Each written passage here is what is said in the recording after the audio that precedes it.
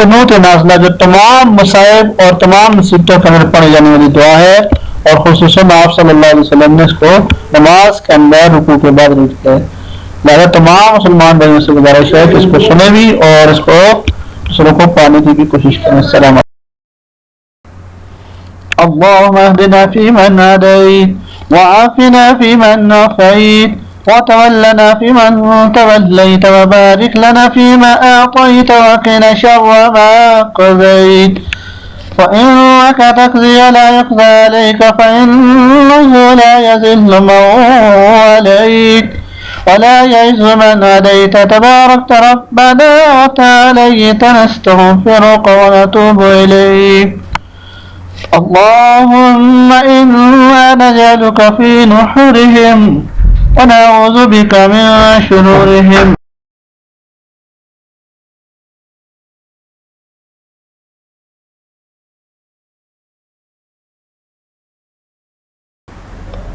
وصلى الله على النبي الكريم. اللهم اغفر لنا وللمؤمنين والمؤمنات والمسلمين والمسلمات وألف بين قلوبهم وأصلح ذات بينهم واجعل في قلوبهم الإيمان والحكمة وثبتهم على ملة رسولك صلى الله عليه وسلم وأوزهم أن يشكروا نعمتك التي أنعمت عليهم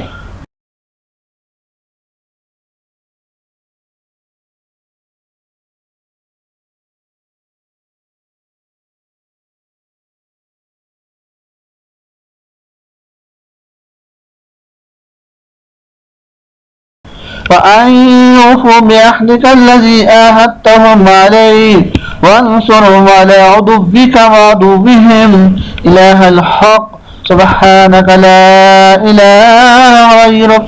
اللهم انصر سائر المسلمين ولعن الكفرة والمشركين لا سيما الرافضة ومن حزى حزبهم من الأحزاب والمنافقين الذين يكذبون رسلك